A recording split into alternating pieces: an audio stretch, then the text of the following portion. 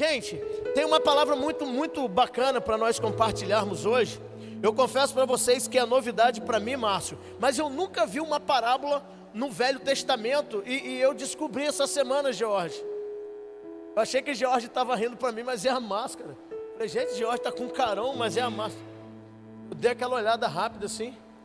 Juízes capítulo 9. Nós estamos falando sobre pais e filhos. Eu descobri uma palavra muito boa no livro de Juízes, capítulo 9, uma palavra inteligente. Olha aí, ó, os servos aí, fiquem atentos. Se vocês puderem gravar, gravo, porque eu vou lançar um desafio para vocês aí, os servos. Outra coisa, galera aí, servos, a nossa aula essa semana, cadê Vivi e Charles? Está confirmado? Terça-feira? Fechou então? Isso aí, Diego. Obrigado, eu quero agradecer. Essa semana a gente vai viajar, vai estar lá em Alegre com o pastor Gabriel. Então precisei antecipar. Mas na terça-feira nós teremos a nossa aula. Eu quero dizer que eu já li as redações. Estou muito feliz com o que eu li. Que Deus abençoe vocês, tá? Mas vamos lá. Olha o que diz a Bíblia. Certa vez as árvores se puseram a caminho para ungir um rei sobre elas. E disseram à oliveira: reina, pois, sobre nós. Entretanto, a oliveira declinou, alegando: renunciaria eu o meu azeite, com o qual se presta honra aos deuses e aos homens, a fim de me colocar sobre as demais árvores para dominá-las? Então as árvores dirigiram-se à figueira: vem tu e reina sobre nós. Mas a figueira lhes ponderou: poderia eu abandonar a minha doçura e a boa produção do meu fruto no tempo certo? E as árvores partiram em busca da videira e a convidaram: vem tu, reina sobre nós.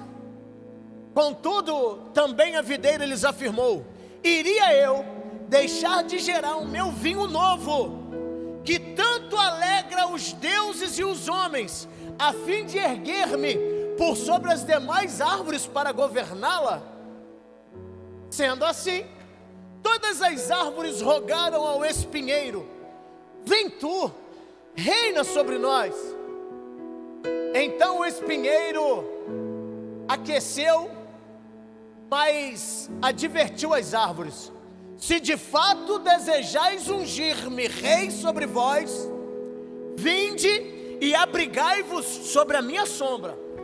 Caso contrário, sairá fogo dos meus espinheiros e devorará até os cedros do Líbano. Deixa os olhos só um pouquinho. Amigo Espírito Santo, eu acredito que essa atmosfera está propícia a vivenciarmos algo muito intenso. E eu acredito que essa noite sairemos daqui transbordando em unção, força, comunhão e construindo edificações para a glória do teu nome.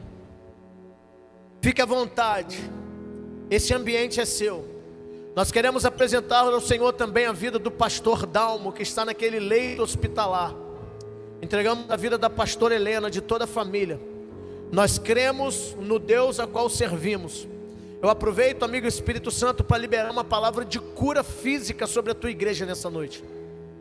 Enxaqueca, problema de hipertensão, miomas, cistos, endometriose, câncer, HIV, tuberculose, seja qual for o nível de enfermidade física que a tua igreja esteja enfrentando, pelo poder que há no nome de Jesus, eu libero uma palavra de cura, ainda que seja uma unha encravada, Senhor.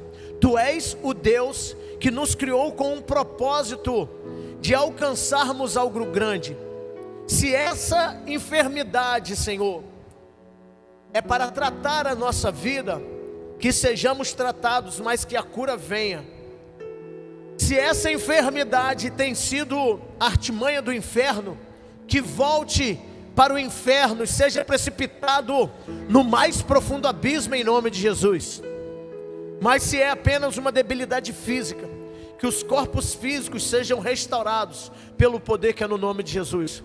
Que um nível de unção de cura seja manifesto aqui. Cura também na alma, cura nos sentimentos, nas emoções, cura nos relacionamentos, cura ministerial, cura espiritual, cura nos traumas. Meu Deus, que seja extinto agora toda depressão, toda síndrome do pânico. Nós amaldiçoamos agora toda obra do diabo contra a vida da tua igreja, porque nós entendemos que o decreto atual anula o decreto passado, e o decreto liberado agora é um decreto de vitória, é um decreto de saúde, é um decreto de vida, é um decreto de governo, de domínio sobre a vida da tua igreja. Assim nós oramos, clamando por uma unção de inteligência sobre nós, em nome de Jesus. Quando você chegar em casa, procura dar uma lida na íntegra do livro de Juízes, capítulo 9. A Bíblia vai dizer o seguinte, olha que interessante. Gideão, ele era rei de Israel, e certa feita, ele pegou ouro, prata, mandou construir um éfode, que é um manto sacerdotal, lá na cidade dele em Ofra. Depois ele pegou os seus filhos e saíram, foram peregrinar. A Bíblia diz, isso eu estou falando do capítulo 8, que antecede ao que nós lemos agora, que Gideão e os seus filhos se prostituíram com outras mulheres. Mas a Bíblia diz que Gideão já tinha 70 filhos. Pensa num cabrabão. Gideão. Profetiza a unção de Gideão sobre a sua vida, Alain. Quer não, meu filho? A unção de Gideão. Papai já está. Quer não? Não. Vamos ver aqui quem tem cara de Gideão. Dudu. Dudu, você tem cara de Gideão. Bom, 70 filhos. Presta atenção. A Bíblia diz que nessas indas e vindas de Gideão, ele se relacionou com uma prostituta. Essa prostituta gerou-lhe um filho. Esse filho recebeu o nome de Abimeleque. Nós temos falado sobre uma série aqui, Tainá, sobre pais e filhos. Eu disse aqui na semana passada que o teu nome revela a tua identidade aponta o seu destino. Gideão significa, não lembro, esqueci. O que significa Gideão mesmo? Pior que eu nem notei. Mas eu sei que ele teve um filho por nome de Abimeleque, que significa, o meu pai é rei. Esqueci o nome de Gideão. Hã? Fala.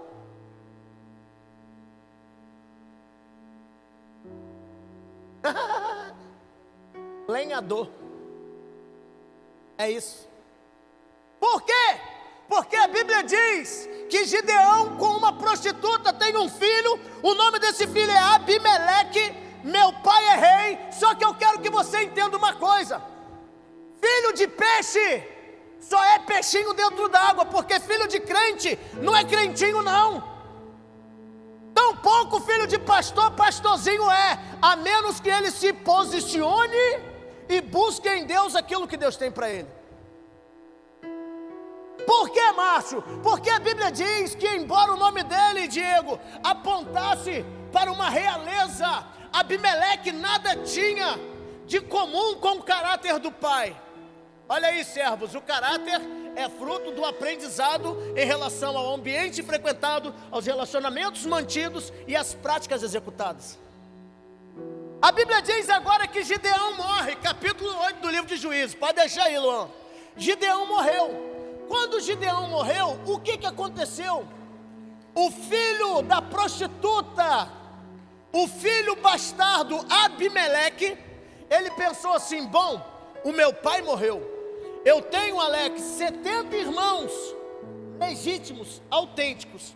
Mas a única maneira, pastora vovó, de eu assumir o reinado é se eu eliminar todos eles. Entenda, os filhos autênticos e legítimos sabiam que tinham o direito legal ao trono. Mas o filho bastardo, o que é bastardo? É aquilo que é gerado sem compromisso. Ele sabia que a única maneira dele tomar posse de alguma coisa seria a força. A Bíblia diz agora, Tina, que Abimeleque, o filho do rei, mas que de príncipe não tinha nada, de nobreza ele não tinha nada. Entenda, eu conheço homens paupérrimos, eu conheço homens tão miseráveis, que a única coisa que eles têm é dinheiro, conta milionária. Embora tenham sido chamados para uma vida de nobreza, mas entenda, nobreza não tem a ver com aquilo que você possui, mas com quem de fato você é. A Bíblia diz agora que Abimeleque, filho do rei, com uma atitude totalmente plebeia, ele convoca o povo e fala assim: olha, o meu pai morreu, eu tenho 70 irmãos. O que é melhor para vocês? Vocês serem governados por 70 homens ou por um só? Decidam aí. Poxa, com certeza, Cícero, ser governado por um homem só, para eles naquela ocasião seria melhor. Mas o que ele fez, Gleide?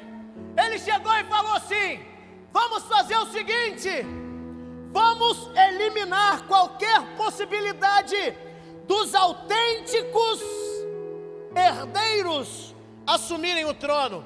Como? Matando.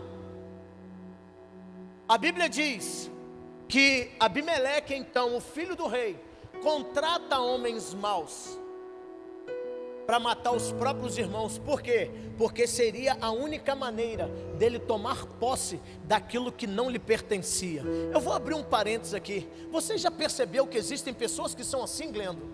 Elas são capazes de manipular, de articular o sistema para tentar tirar do jogo pessoas que têm o chamado autêntico, o chamado legítimo, porque elas entendem que de uma maneira legítima elas não assumiriam aquilo. Eu estou falando isso no meio do povo de Deus, no meio da igreja. Eu conheço pessoas, gente, Enéas, eu fui ameaçado de morte várias vezes. A galera sabe, teve um tempo aqui na igreja que o que tinha aqui de polícia paisana, ainda tem uns caninhos ou outro que fica por aí, porque me ameaçaram. E quem foi? Sacerdotes da cidade. Mas e aí, apóstolo? E o seu posicionamento em relação a eles? Por quê? Porque eu acredito que Deus sustenta tudo aquilo que Ele cria. Quem é não precisa fazer força para ser, já nasce sendo. Aquilo que é seu por direito, ninguém vai roubar a força. A Bíblia diz agora que Abimeleque paga para matar os seus irmãos, mas tinha um menininho chamado Jotão, cabra macho. Era um meninizinho assim, meninizinho, miudinho, o caçulinha, o pequenininho. Jotão, o nome dele. Sabe qual era o significado do nome de Jotão? O mesmo do pai: lenhador, destruidor. Ixi, esse era macho pra caramba. Ele fugiu, Camilo, mas no momento oportuno ele apareceu. Então é o seguinte, um cara baixinho que nem eu assim, tem que ser brabo, senão é igual pinche, né? Tem que ser pit monster, acabou. Agora aqui não tem pit não, é pinche não, aqui todo mundo é pit monster. Tibuzinho rebaixado, brabo. Jotão chegou e reuniu a galera. Capítulo 9, a Bíblia diz que Jotão agora, brabo, lenhador, faca na caveira, reúne o povo e fala assim: aqui, seus frouxos, eu vou contar uma história para vocês. E uma manhã tranquila na floresta, olha Jotão, Jotão. Numa manhã tranquila na floresta, as árvores se reuniram. E aí de repente você fala assim: gente, que viagem é essa? Esse Jotão deve ter, né? Carburado todo. Não, as árvores falam, queridos. Quem recebeu o linkzinho que eu mandei aí? As árvores falam. Está falando com a sua plantinha em casa? Está falando com a plantinha? E tipo a plantinha mais bonitinha. Quem fala com planta em casa? Se você não fala com a sua planta, começa a falar, bobo. ela responde, ela entende. Você sabia que antes que eu e você fôssemos formados, Deus criou os vegetais? Porque se não fossem os vegetais, a terra não teria produtividade para nos gerar. Então antes que eu e você fôssemos gerados, os vegetais já existiam, justamente por isso. Por quê? Porque nós somos compostos de carbono, o mesmo elemento químico que também é composto nos vegetais, que é retirado da terra. A Bíblia diz agora Jotão, volta aqui Jotão, olha só galera, presta atenção, reuniu o povo. Deixa eu falar um negócio para vocês aqui. Pensa numa manhã tranquila e serena na floresta. Vocês pensaram, galera? Deixa eu contar uma história para vocês. Vocês sabiam que as árvores chamaram a oliveira e disseram assim: Oliveira, reina sobre nós? Eu fico imaginando a cara do povo. Porque quando a gente conta as histórias absurdas como essa que eu estou contando agora, pastora Cris, o povo fica com a cara igual de vocês assim: o que esse maluco vai falar agora? Uma reunião extraordinária na floresta num dia de manhã, aonde as árvores se reúnem e chamam a oliveira e falam: reina sobre nós. E a oliveira chegou e falou assim: eu poderia até reinar, só que tem um porém. Eu sou oliveira, eu preciso produzir azeitona para gerar azeite, e com esse azeite os deuses são adorados, os homens temperam as suas saladas. Para que eu quero ser rei sobre as árvores? As árvores então foram falar com a figueira: Figueira, chega aí, deixa eu trocar uma ideia contigo. Pois não, o que vocês querem? Você pode nos liderar? Seja rei sobre nós. A figueira falou assim: olha, se não fosse a minha responsabilidade de produzir figos, e através desses figos eu proporcionar bons licores, bons doces, sobremesas para os deuses e para os homens, eu até iria, mas eu já tenho uma responsabilidade. Thales, a história diz que as árvorezinhas foram lá na videira e falaram: videira, videira, videira, videira, videira, vida, chega aí. A videira foi: pois não, tem como você governar sobre nós? Nós precisamos tanto de alguém que nos governe. A videira falou assim: olha, vocês estão vendo esse cacho de uva? Eu que gerei, mas através dessas uvas eu produzo vinhos que trazem alegria ao coração dos reis e os dos homens. Não vou querer governar sobre vocês nada. Gente, todo ambiente que se preza tem sempre umzinho lá que quer ser alguma coisa, né? Ele quer porque quer mesmo, faz questão de querer. A história diz que se esgotaram as opções, aí tinha uma árvore lá, mandada, chamada espinheiro. Quando as árvores disseram assim: espinheiro, ela disse: eu topo, tô dentro. Por quê? Porque espinheiro que se preza não vai perder a oportunidade de aparecer. Conhece alguém assim? Espinheiro falou assim: eu tô dentro, eu topo. Só que esse texto me chamou a atenção. Eu vou. Já que, olha o que o espinheiro falou: já que vocês decidiram, né? São vocês que estão escolhendo. Não pedi nada, mas já que vocês querem, tem uma condição: vocês têm que vir se abrigar sobre a minha sombra. Ou seja, quem brilha aqui sou eu. Todo mundo aqui,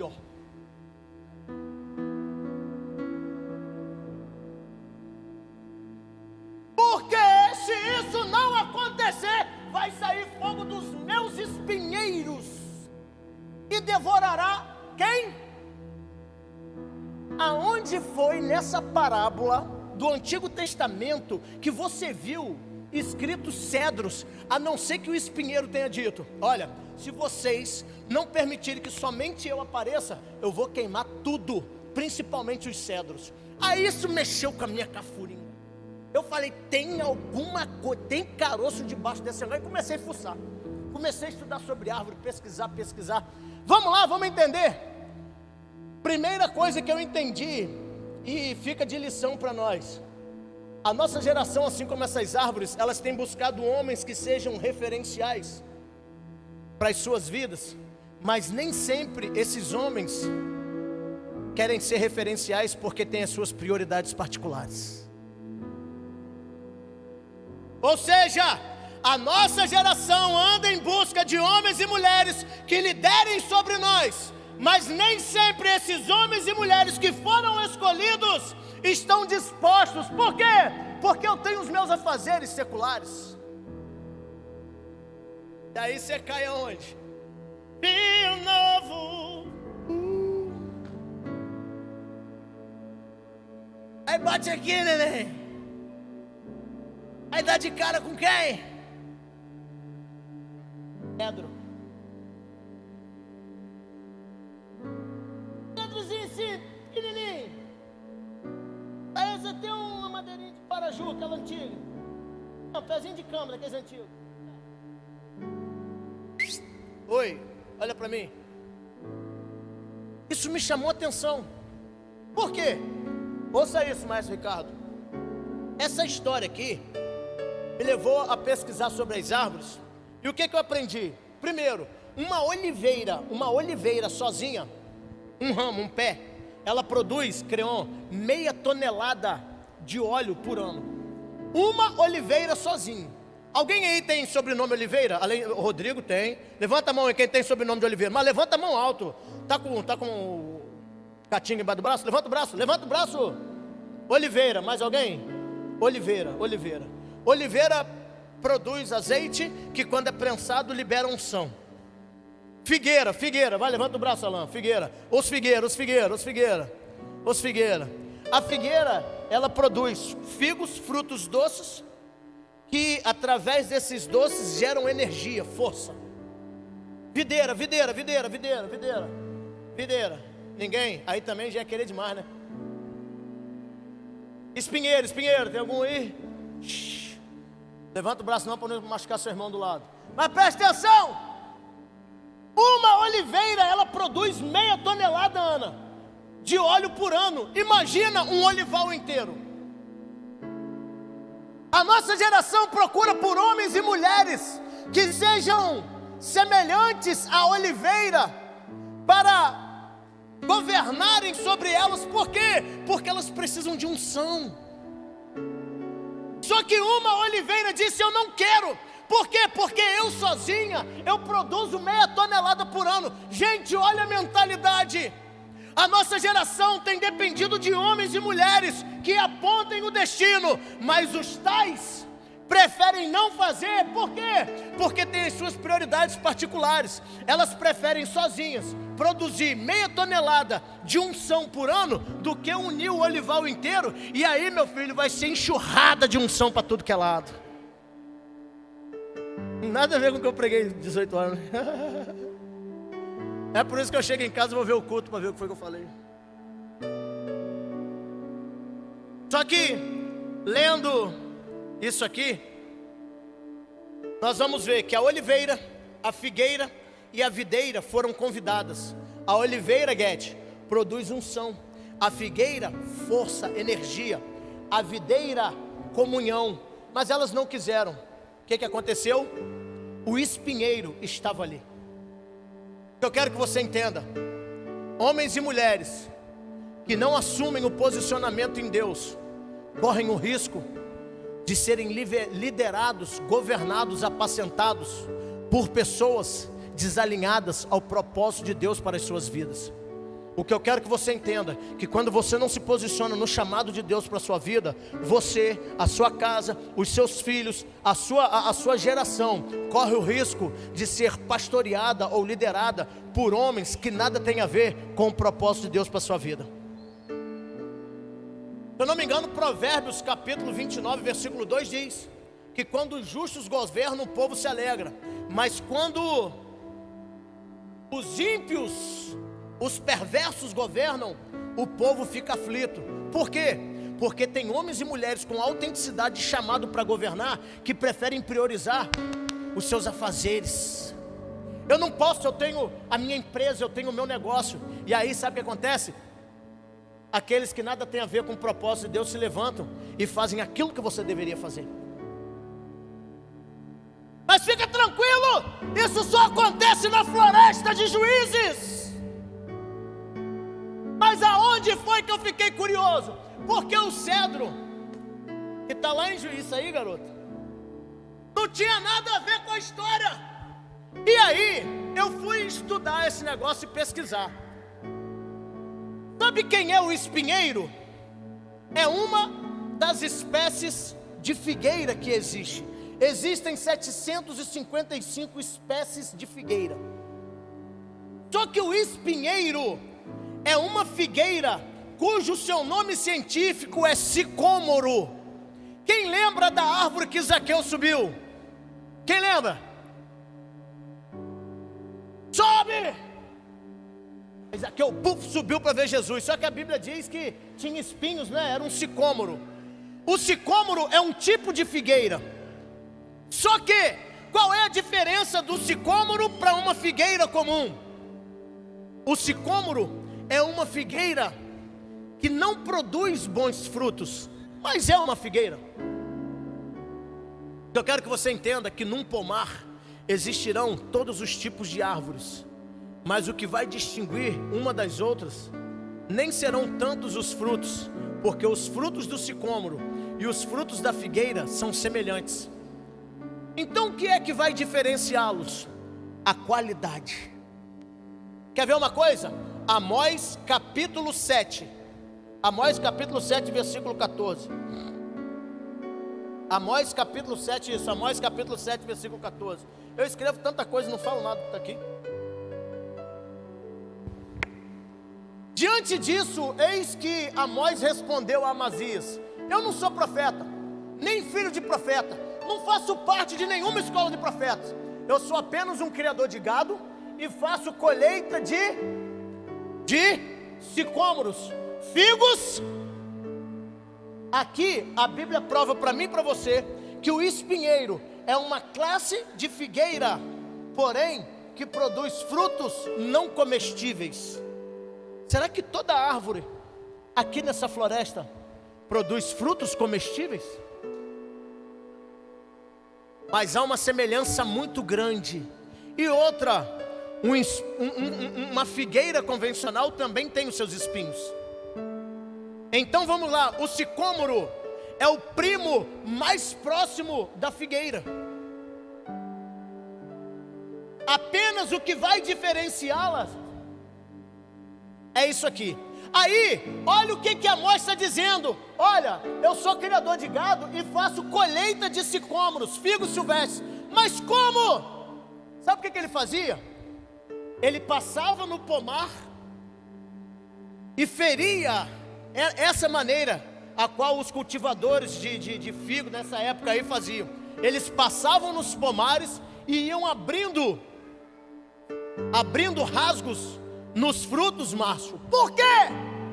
Porque quando eles tocavam no fruto e feriam o fruto, se fosse figo autêntico, exalava aquela essência doce. Se fosse sicômoro, exalava um gás chamado gás etileno. Preste atenção, vou repetir. Estou provando para você que há uma semelhança entre o sicômoro, o espinheiro e a figueira. A única maneira de distinguir os seus frutos é tocando, ferindo. Por quê? Porque quando você é ferido, você exala aquilo que há dentro de você. E aquilo que te preenche é de fato o que te define. Uma figueira autêntica exalava aquele cheirinho bom. Gente, eu vou falar. A Tailândia, sexta-feira, você aqui, pai, ó, que eu te prometi, o doce que eu te prometi. Rapaz, um pote assim com doce de banana. Não posso comer que eu não cago todo, fico ruim. Mas tinha também um pote assim. Do pote de banana, velho. Esperei, não posso comer, mas eu esperei. Aí eu mastigava assim. Olhei a cocada, eu falei, é a cocada. Cheguei em casa e falei, Dani, esse pote aqui é doce de banana para você e para as crianças. E o outro? Eu falei, não, isso aqui vocês não gostam não. Gente, eu peguei o pote, escondido, fui para o sofá, peguei o livro, e a primeira cocada que eu fiz assim, ó. Cocada de gengibre? Tá repreendido? Eu falei, que cavalo de Troia! Tinha 1 quilo de cocada de gengibre. Eu falei, agora eu sei porque que aquele gordinho deixou vir a cocada toda aqui pra mim, porque era de gengibre. Você já viu o gordo rejeitar comida? Aí eu mandei mensagem para Diego na hora. Eu falei, Diego, você tá bem, meu filho? Oi, pai, tô bem. Falei, que desgraça de cocada é essa? Eu falei pra Tailane, eu não quero comer essa porcaria. Eu falei, tá explicado. 1 quilo de cocada de gengibre.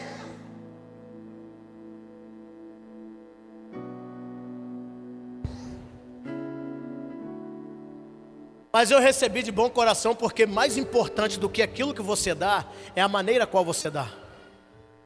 E é isso que Deus se agrada em você. Não é tanto nem aquilo que você oferece, mas a maneira como você oferece. Assim era definido o sicômoro e o figo. O agricultor ele tinha que ferir. Só que quando ele feria o sicômoro exalava gás etileno. Gente, uma outra propriedade do gás etileno, do sicômoro, volta lá em Juízes capítulo 9, porque o povo precisa aprender isso, porque é uma palavra profética muito boa. Ele diz aqui, que caso contrário, se ninguém quisesse se manter abaixo dele, porque essa foi a condição, George, olha isso, Ingrid. A figueira falou assim, o espinheiro, o sicômoro, olha, eu vou governar sobre vocês, mas todo mundo tem que estar aqui, ó. Como a Isa, eu ouvia muito a Isa falar isso. Júlia era novinha, a Isa e a Jennifer ensinavam a Júlia, vamos sambar na cara das inimigas. Foi isso que o sicômoro falou, ó, as inimigas tem que estar aqui, ó, que nós vamos sapatear nelas. Se não tiver aqui, eu vou liberar fogo e vai queimar todo mundo. Mas por quê? Tem alguma propriedade aqui? Tem. Por quê? Porque o corpo, a estrutura de um sicômoro tem todas as propriedades de carbono para ser a melhor qualidade de carvão. A madeira do sicômoro, ela tem como propriedade ser inflamável. O que o sicômoro estava dizendo na floresta ali? Olha só, se vocês não se submeterem a tudo que eu quiser, eu vou queimar tudo ao meu redor. Mas qual era o problema da queimada? É que quando ela era exposta a alta temperatura, ela eliminava um gás chamado etileno. E o que esse gás produz? A diminuição no crescimento dos frutos de quem está ao redor e a asfixia dos demais vegetais. Você consegue entender que existe crente sicômoro que quando ele não consegue sapatear sobre os inimigos, ele é capaz de botar fogo e elimina aquele veneno que ele tem, só para ver todo mundo ao redor morrer? Você conhece algum? Não, por favor, esquece. Crente sicômoro, ou faz o que eu quero, ou eu vou botar fogo no arraial. Primeira coisa, aquilo que ele exala apodrece o ambiente, fede, tira o fôlego até que ninguém resista e morra. Tem gente que vem para a igreja só para isso. Filho do Satanás, vem só para perturbar. Por quê? Porque ele até dá fruto, Adriano, mas o fruto não presta para nada. Gente, na boa, pastora Cíntia, nós que somos veteranos de guerra, nós conhecemos crentes sicômoro. Não agrega em nada, mas está no ambiente só para estragar. Mas fica tranquilo. Lembra de Jotão? Ele era lenhador, machado estava afiado. Nessa floresta aqui, meu filho, é uma motosserra boa. Se não tiver motosserra, nós vai no fio do machado. Se não tiver machado, aqui que dente bom, ó. Só que esse pobre coitado aqui não tinha nada a ver com a história. Mas quer ver uma coisa? Isaías capítulo 9, versículo 10. Eu estou falando da reunião da floresta. Olha isso, evangelista Célia. Os tijolos caíram, mas nós ergueremos tudo de novo com pedras lavradas, as vigas feitas de quê? De quê? Sabe o que é a figueira brava? Sicômoro. Foram derrubadas, entretanto nós as trocaremos o quê? Por... Você consegue entender por quê? Que lá, volta lá em Juízes, você leu o sicômoro falando assim: olha, se não for como eu quiser, se as pessoas não estiverem debaixo do meu domínio, eu vou liberar o fogo que tem em mim e vou queimar os cedros do Líbano. Sabe por quê? Porque crente cedro é ameaça para crente sicômoro. Por quê? Porque os troncos do cedro também eram usados para produzir carvão, mas de uma seguinte maneira: o carvão do cedro aquecia, era usado para aquecer corpos em dias de frio, era usado para incendiar as noites densas e sombrias. Por quê? Porque até na combustão de um corpo tem propósito. Você já percebeu que tem gente que só queima, só sapateia, só fala nos mistérios para profetizar o que não é? Mas tem gente que não sapateia, não profetiza, mas quando você chega perto, você começa a tremer. Que isso, pastora vovó? Que unção, que presença. Todo sicômoro se sente ameaçado pela presença do... Mas qual é a diferença dos... Gente, o sicômoro ele dá em qualquer lugar, ele se dá bem com tudo. Crente sicômoro é aquele crente assim: cheguei. É o cara que é amigo de todo mundo, sorri pra todo mundo, tipo Abimeleque. Chega aí, galera, vamos fazer uma reunião aqui. Depois que ganha uns amiguinhos, ó, cerol neles. É igual esses políticos que nós temos aí.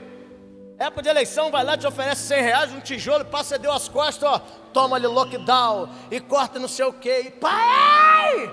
Por quê? Porque se você não assumir o lugar que Deus estabeleceu para você assumir, alguém sem propósito vai tomar o lugar que é seu, cara.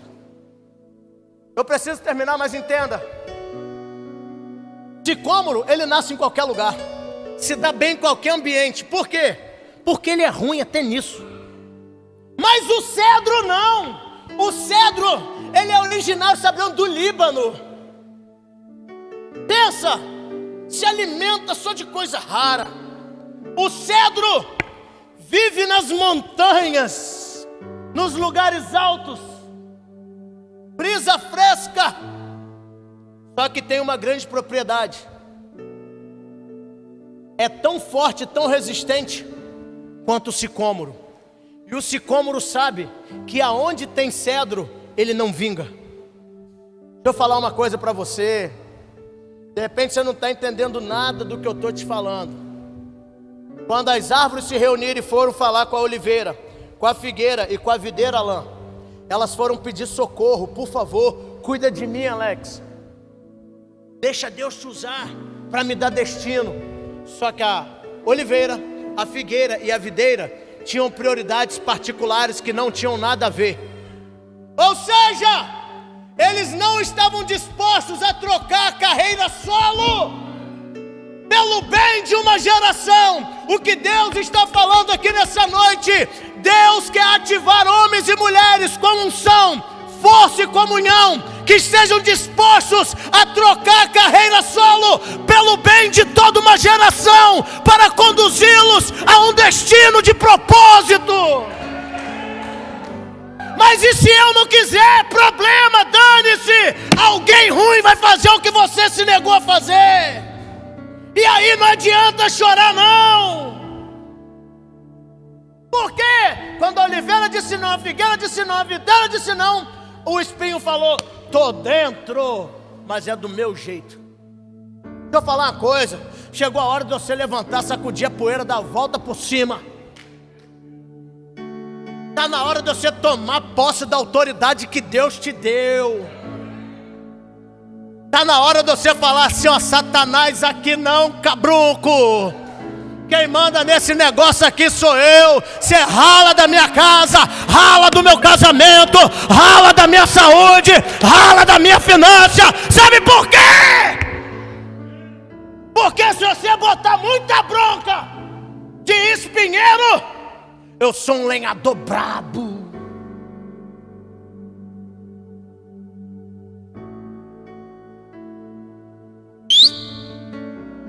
Hoje, Deus está ativando alguém aqui com uma unção de oliveira, figueira, videira, mas também de cedro. Por quê?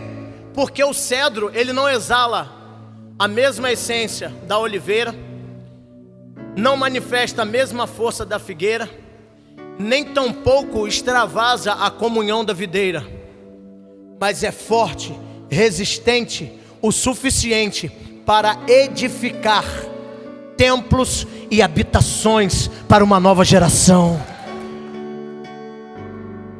Qual era a propriedade de um cedro? Aí eu estava conversando com o Adriano que navega. Ele falou: apóstolo, você sabia que o cedro ele é importante até hoje na construção de embarcações? Eu sabia, só que ele falou uma coisa que eu não tinha tentado. Por que que o cedro continua sendo importante? Porque ele é forte, resistente.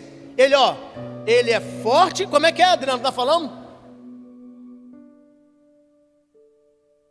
Parou. A ordem que eu anotei foi: ele é forte, resistente. Ele é forte, leve, porém resistente. Resistente a quê? Às pragas, aos parasitas. Por que que as embarcações são feitas de madeira de cedro? Porque cupim, meu filho, se dá mal quando bate no cedro. Ei, olha para mim. O cedro tem a leveza de um Enéas. Olha caminhando.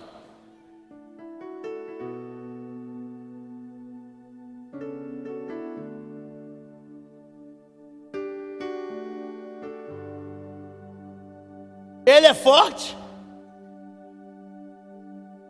ele é leve, mas também é bronco, é resistente. Pode ameaçar de morte, pode processar. Quero nem saber. Daqui não saio, daqui ninguém me tira. É isso que Deus quer a partir de hoje. Homens e mulheres fortes, leves, mas também resistentes a todo e qualquer tipo de praga.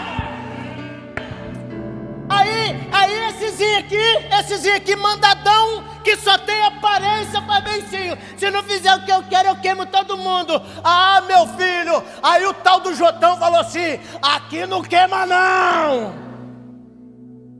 Por quê? Porque aqui tem lenhador. Aqui o machado come na raiz. O que é isso, apóstolo? É a serra elétrica.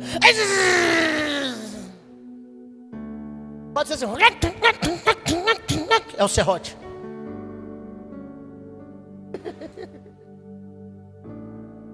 A historinha toda eu estou contando para você entender. Os nossos filhos não podem ser liderados por espinheiros, porque nós temos prioridades paralelas. Deus está querendo dizer para você o seguinte: olha, eu tenho uma geração aí fora faminta, sedenta por pais ministeriais de destino, que estejam dispostos a abrir mão do seu sucesso solo em prol da coletividade. Mas presta bem atenção, nós vamos terminar. Sicômoro, espinheiro, só governa se oliveira, figueira e videira se acovardar. Eu repreendo agora todo espírito de frouxidão da sua vida, todo espírito de covardia da sua vida, todo espírito de medo. Eu profetizo agora uma brabeza do céu sobre a sua vida. Eu profetizo audácia. Eu profetizo em nome de Jesus uma fúria dos céus, de conquistador de território, de quem vai derrubar espinheiro, de quem vai acabar com praga, mas vai viver os propósitos que Deus estabeleceu.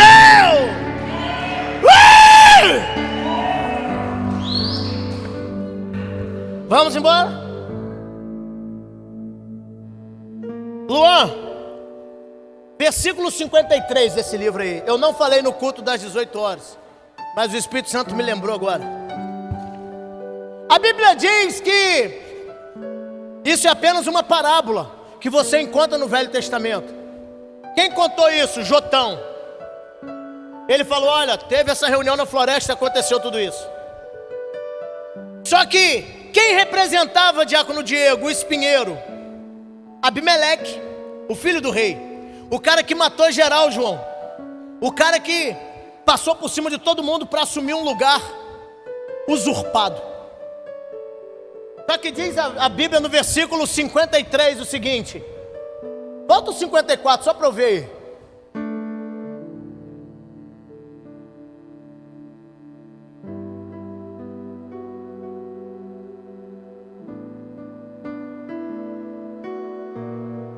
Não, rapaz, é do 53 ao 52, por isso que eu estou vendo que está tudo errado. É isso aí, é isso aí, isso aí, isso aí. Eu queria ler antes. Presta atenção no que diz a Bíblia. Versículo 52 desse texto que nós estamos lendo. Abimeleque aproximou-se da torre e a atacou.